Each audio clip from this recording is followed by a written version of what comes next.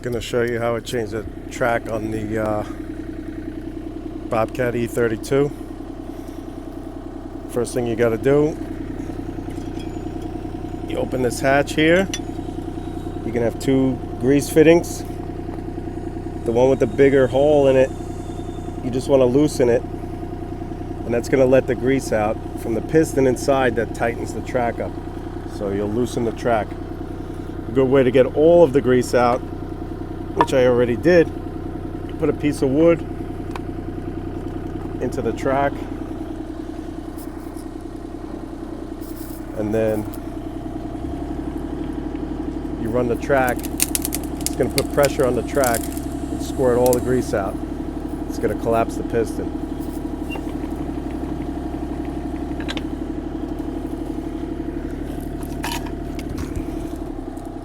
Then you just got to muscle the track off.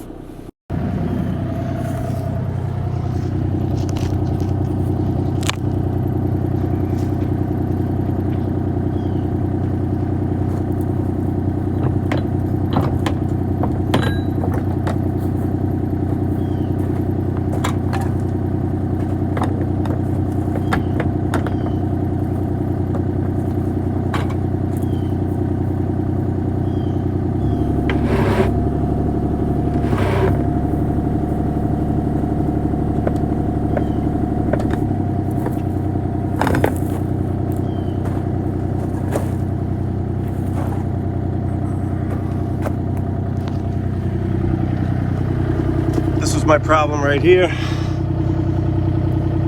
One of the lugs popped out. This one's ready to pop out also.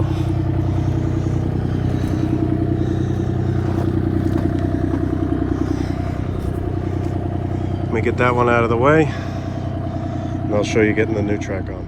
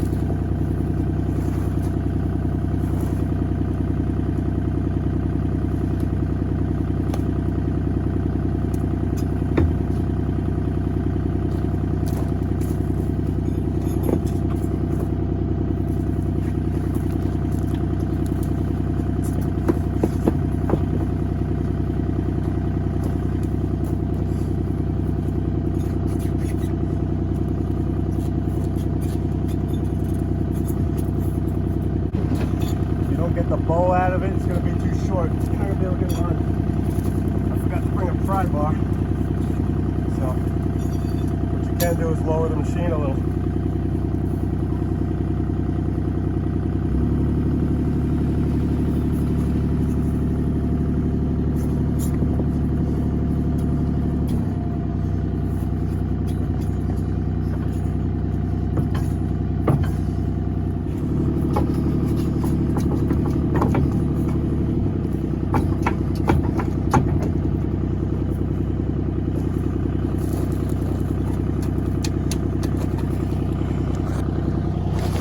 Now right here I'm having trouble getting it over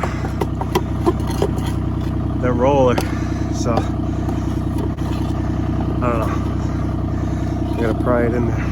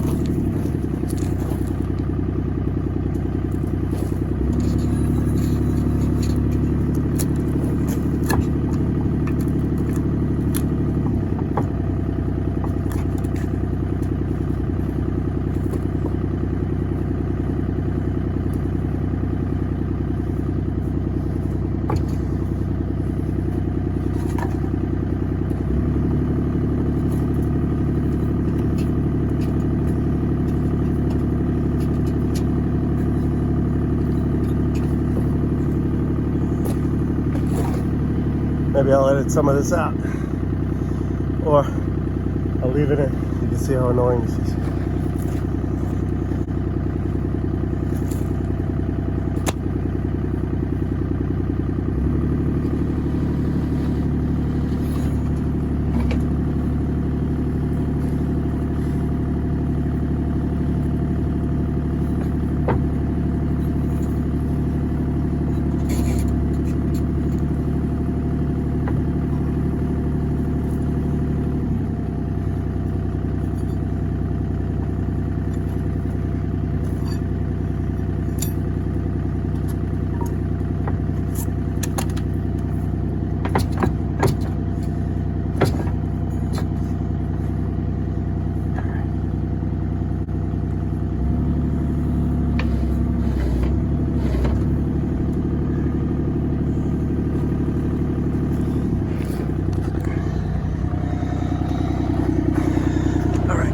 You can see I got the roller right in between the tracks.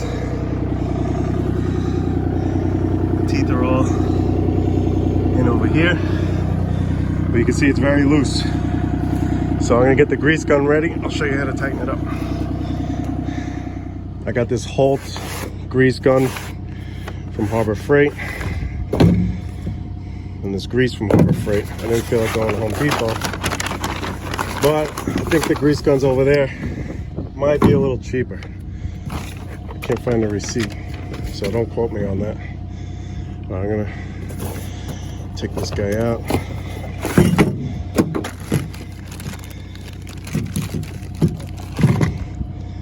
I'll get it ready. What's good about this, they give you the soft hose and the rigid.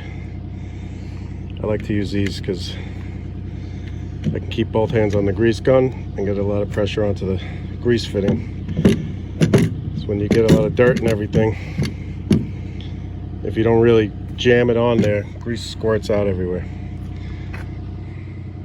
Okay, I got that piece on. And as you can see, I didn't finish my potato chips from yesterday. It's so hot and humid. They were in my truck, open. They didn't even get stale. They're not bad.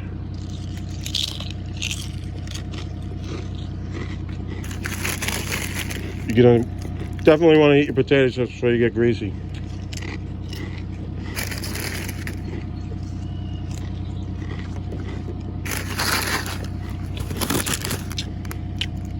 Lay's kettle cooked jalapeno. A little spicy. I just ran out of water, so that was stupid.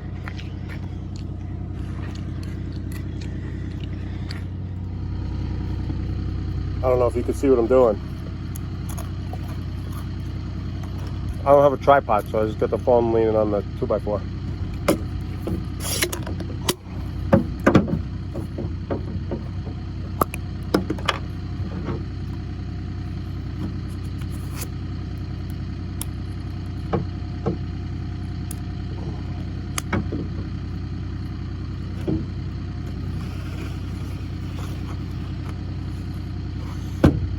Now you don't want to crank this down all the way yet.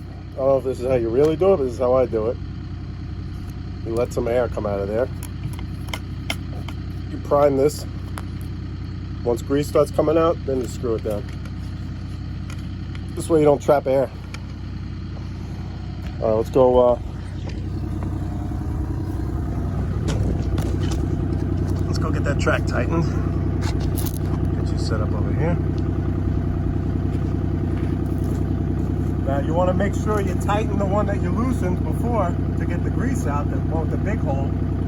But the other one is going to be where you put the grease in, the one above it. On the other side, if you're doing the track on the other side, it might be below it because the pistons turn around. So I'm going to double check, make sure I tighten that zerk fitting. And I didn't, so would have wasted a lot of grease. Don't over tighten it. Just strip it out.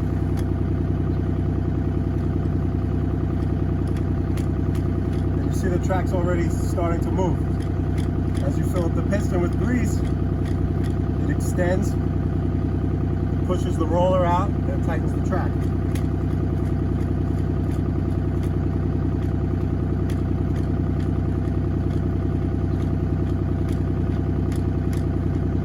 Make sure you got your rollers in the track. I've done this and didn't realize the roller was outside the groove, and I had to dump out a tube and a half of grease and start over. So you guys are smarter than that.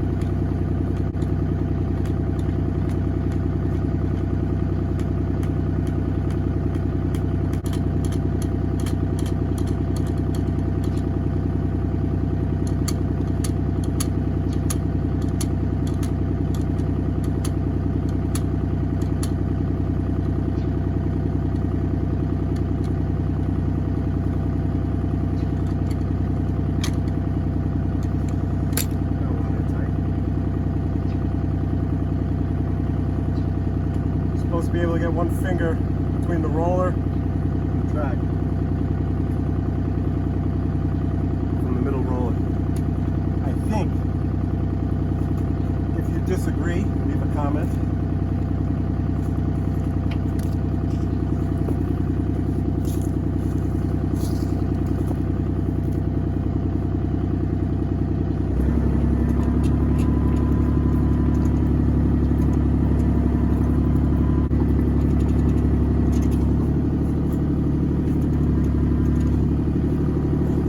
Don't stick your fingers in there if your buddy's sitting in the machine. Looks good to me. I'm gonna put this plate back on.